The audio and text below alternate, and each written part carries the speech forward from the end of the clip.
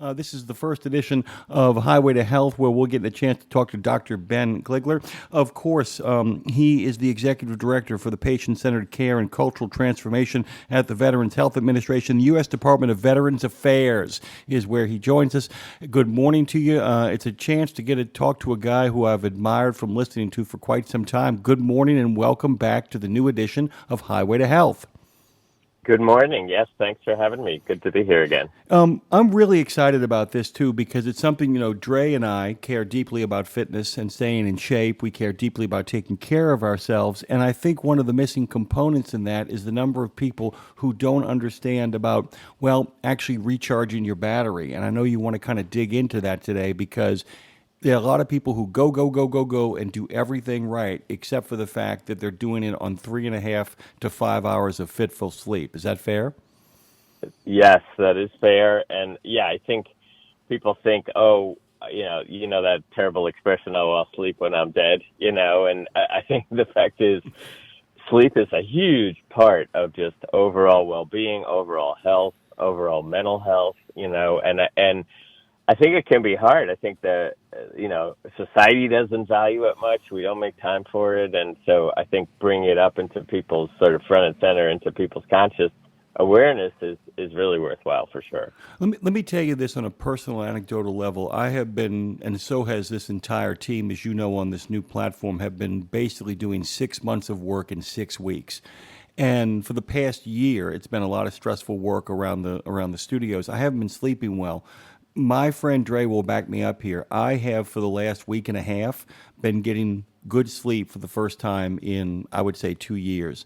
The difference between when I come in the mornings now, and Dre can tell you, and my attitude, not just my work productivity, but the amount of times I smile during the course of the day, the amount of times where I feel the day is just going by as opposed to grinding on.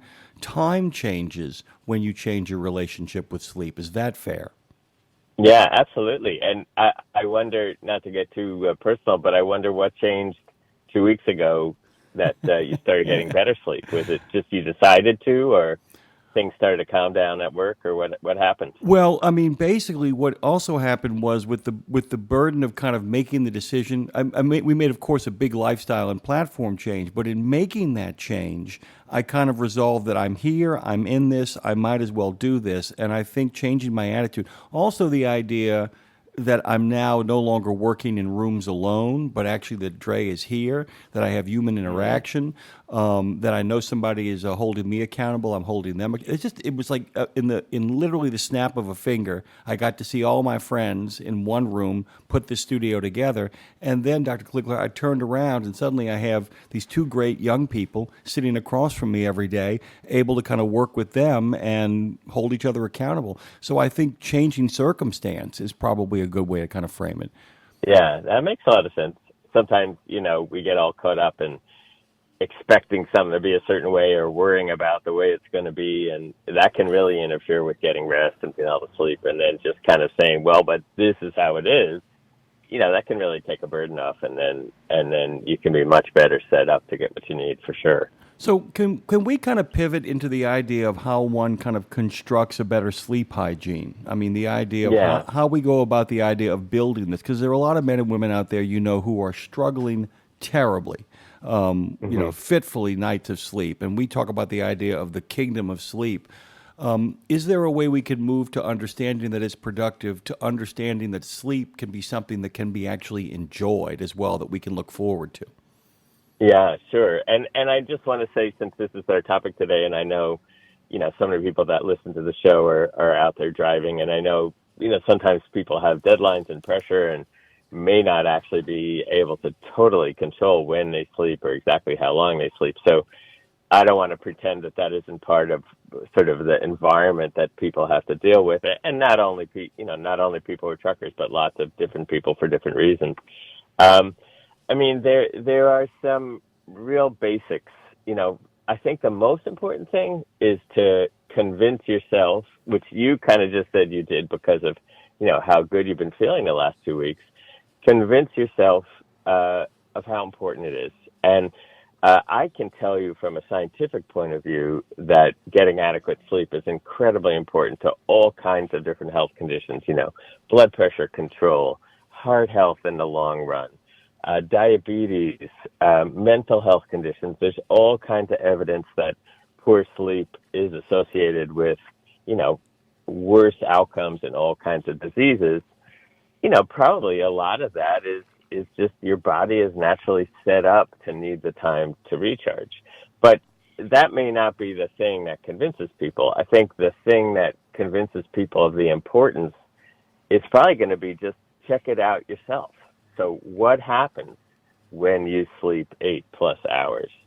How is your day? I'll just share, my own personal anecdote. I had a vacation last week. I went hiking with my son out in California. And, you're hiking, you're tired, and then you set up your tent and there's actually nothing to do. So you get into bed at 8 o'clock. And we were sleeping 10. One night we slept 11 hours. And I just felt so great. I mean, I cannot even tell you. And so, I get into the same trap when I'm in my busy work week. I might plan to get 8, but then I go to bed too late and I get 6.5, and then I just noticed such a difference the next day. So I think the first thing is just breaking yourself out of that assumption that sleep isn't important, and that just like, that you prioritize what you eat every day, you prioritize exercise, but prioritizing making time for sleep, I think, is really key. So that's, I think, the first level. I can keep going if you want. I just want to say something. I want you to keep going, but just one quick second. I just want to say that the most glorious summer I've had in the last 5 years is when my wife and I made a commitment to go to the gym every other day, but it wasn't the workout, is that we would swim at around 3 o'clock in the afternoon after being in the studio for the morning. We would swim, and it was so exhausting. It felt like being a kid again, in the same way when you went camping. Look, you swim for 2 or 3 hours, you get to the end of the day and you're like, I'm done. It's almost like it makes it inevitable, where sleep is inescapable, that you've worn yourself out in a positive way. I just wanted to kind of add that, but go ahead, Dr. Kligler. No, absolutely. I think, and there's good data too that shows that exercise, especially late afternoon, early evening, definitely contributes to sleep. Some people feel like exercising later will interfere with your ability to get to sleep because you get that kind of adrenaline going, and it can take a little while to kind of taper down afterwards. But definitely exercising during the day at some point is absolutely important contributor to sleep. So I'm going to say one other thing. I mean, I can tell you all the kind of straightforward things which I think are really important, like, for example, having a regular time when you go to sleep that's sort of set up. And even if you're not going to fall asleep right away, still making that commitment, okay, it's 10 o'clock, I am going to bed. And, you might read for an hour, you might do this, you might do that, but making that commitment to yourself. So, but what I want to say is that isn't always possible for everybody because of work schedules or other responsibilities.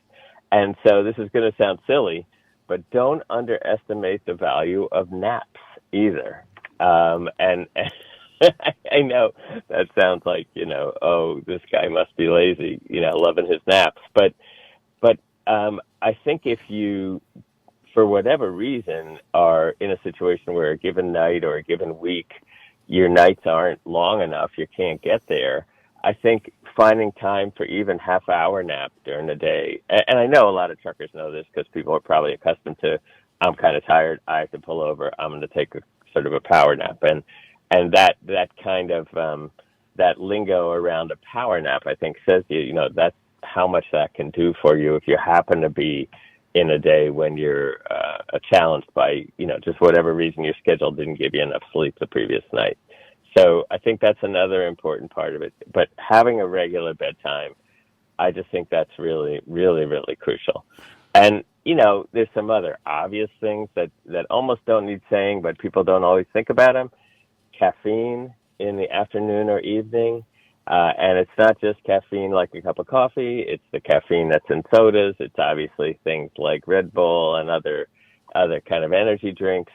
Those things, you may not think they're interfering with your sleep, but if you're having trouble, you really want to keep those things to the morning, early morning, and not step into those in the afternoon or evening for sure. And I know that's obvious, but sometimes we don't actually think about which things we're putting in our bodies do have caffeine, sodas in particular. So that's another, I think, really basic strategy for getting into a rhythm with healthy sleeping. I'll tell you this. I have anecdotal evidence of what you speak. So my father is now 82. At 80 years old, he was morbidly obese. He is not anymore. He made a commitment over the last year and a half to 2 years to simply, got rid of the salt, got rid of the sugar.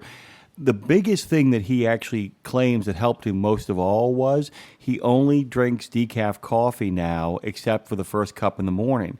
And to almost prove the point by reverse, his granddaughter had her engagement party, which 2 years ago he couldn't have attended because he couldn't have walked in. He can now walk without even the help of a cane.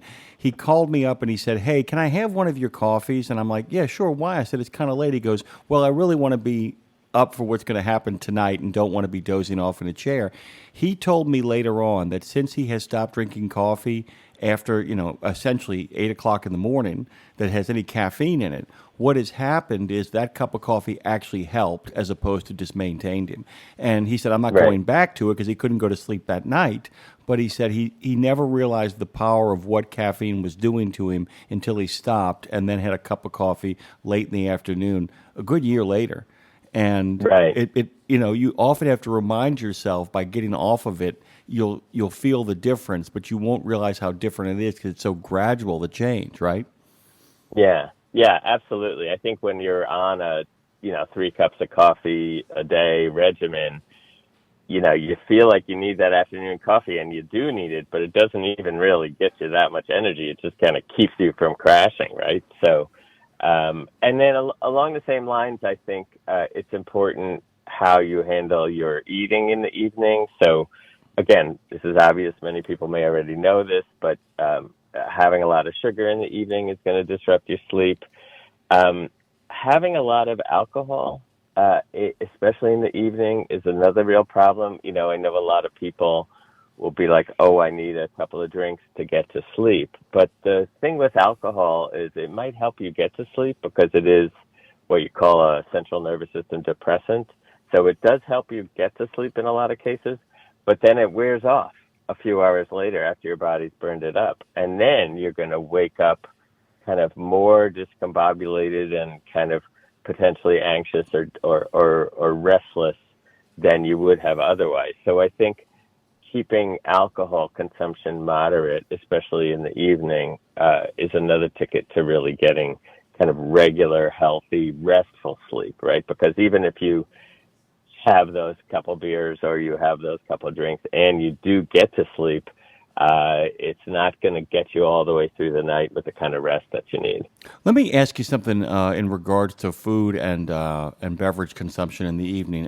And this is a question from a healthy standpoint in regards to the kind of intermittent fasting that takes place between where people eat between like 10 and 6.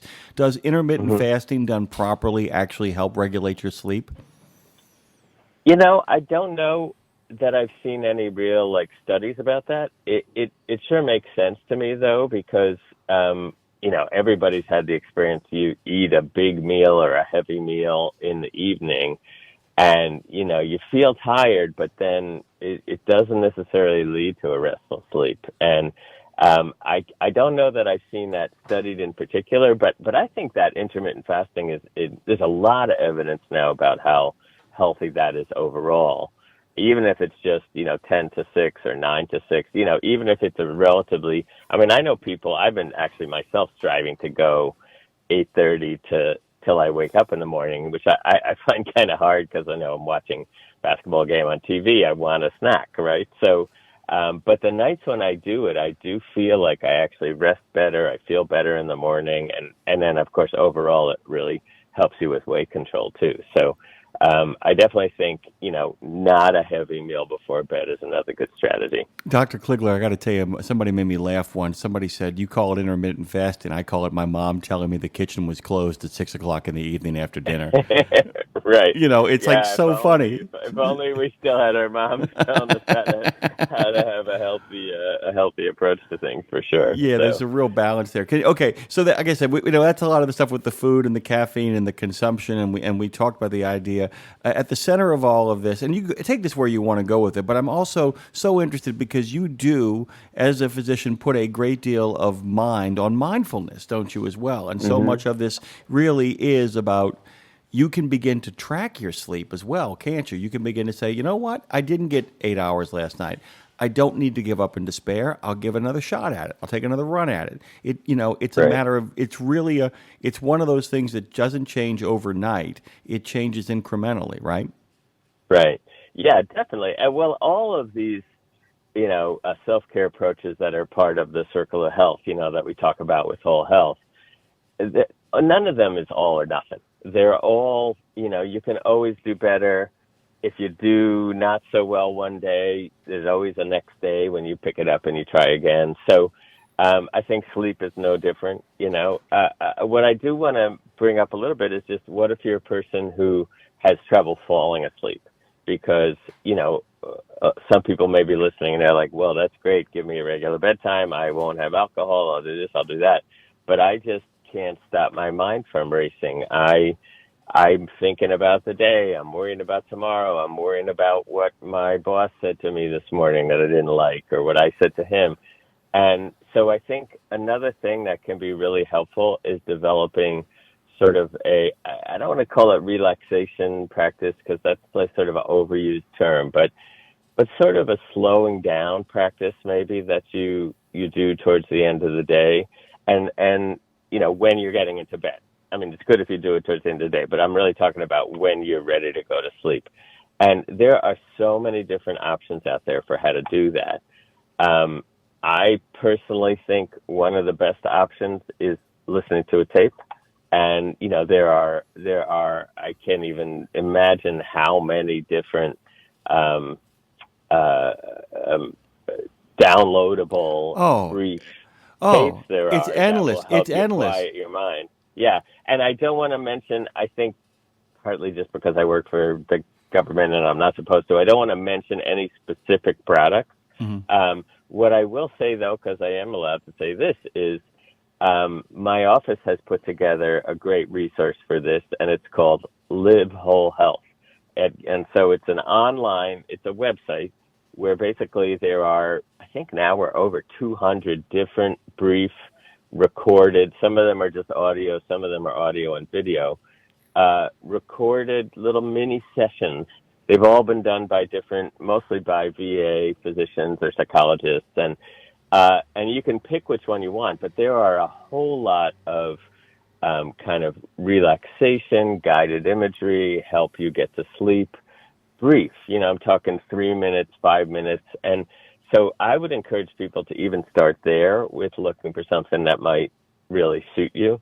And it's easy to find. You just Google hashtag Live Whole Health. We started it during the pandemic when it was hard for veterans to get into the medical centers, and we wanted them to still have a way to access some of these things we offer, like whether it's meditation or Tai Chi or yoga. So we started putting stuff up online, and then it turns out people love it. People use it all the time. So that's one really easy sort of next step is if you're a person who has trouble falling asleep, then take a look at that website and try out a couple of the guided imagery / relaxation mini sessions, and you might find one that really suits you.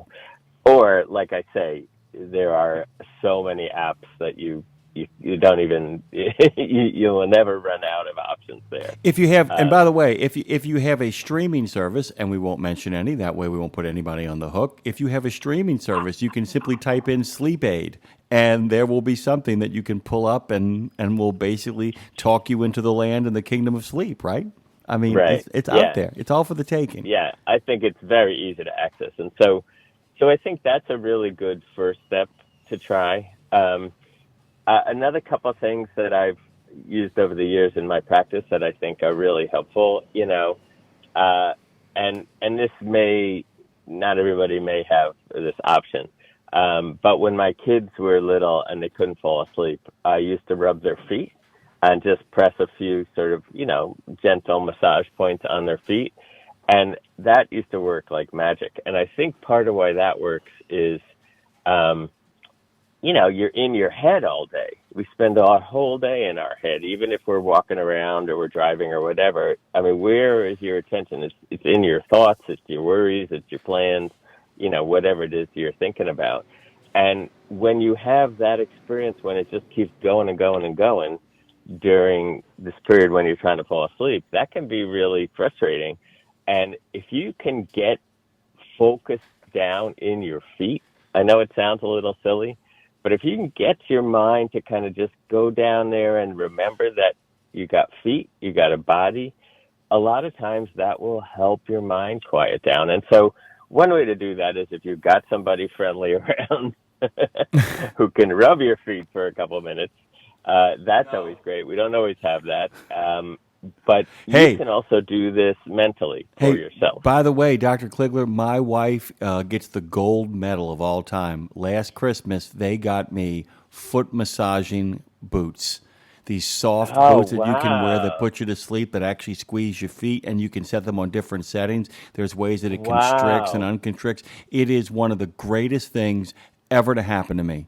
It's a game Yeah, I changer. love that idea. And it makes sense that it would just put you right to sleep because, like I say, it just is like it takes you out of that crazy spinning, mind pattern that we're all in all the time. So I think um, that's a great tactic. I'm really glad I hadn't heard of that. I know about different kinds of self massagers, but I hadn't heard about a foot massage one. And another place we've used this a lot over the years is, because physicians, you work in the hospital, you get patients in the hospital for various things, and when I have had patients in the hospital, especially older people, and nobody can sleep in the hospital, I've made a habit, or sometimes because I work with residents and medical students, I've asked them to do it. If you just hold on, somebody's in their hospital bed, they're not feeling well, you just tell them, I want to just give this a try, and you just hold both their feet for a minute or two.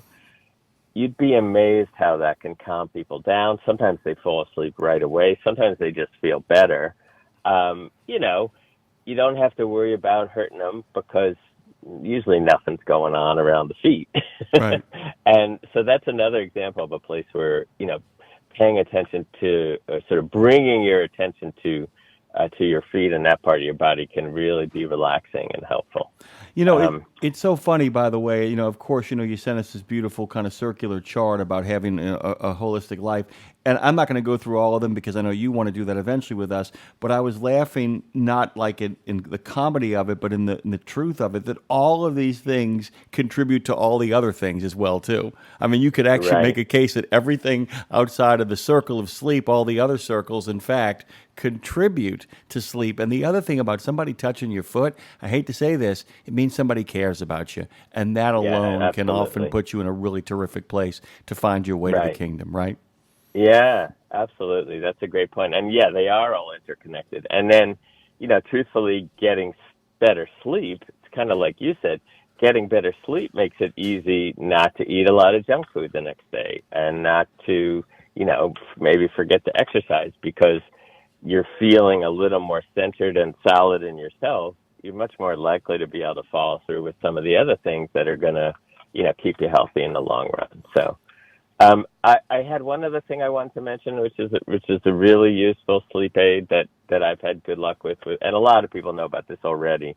But this is essential oils, or some people will call it aromatherapy, Oh, yeah. and there are a number of essential oils which all come from plants, and they distill out the oils so they really capture the smell, and some of them can be super super helpful for sleep.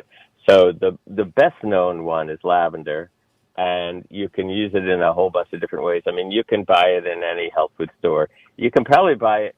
There are a lot of cheap copies of lavender, so to be honest, you want to get one that's, you know, 18 or 20 bucks for a little bottle and not $5 because the $5 probably doesn't have the right kind of chemical, actual, real, from the plant material in there. It's probably a knockoff, but you can put it a little bit on your pillow. You can get what's called a diffuser, which is a little thing that you drop a couple drops into, and it just spreads it into the air right around where you're sleeping.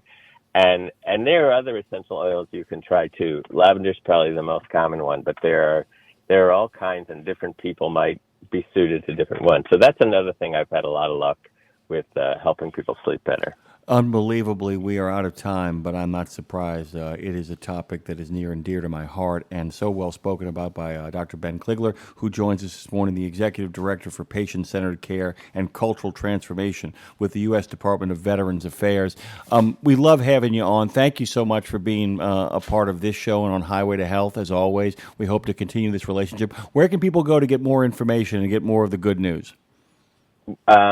We have a great website. It's va.gov/whole health, WHOLE health. And it's open to everybody, not just veterans. It has tons of great resources and information on there for all kinds of aspects of your health, but definitely for sleep and recharge, you'll find some great things on there. So it's va.gov/whole health. Thank you, Dr. Kligler, so much from the bottom of our hearts for joining us. And welcome, by the way, to Road Gang Radio.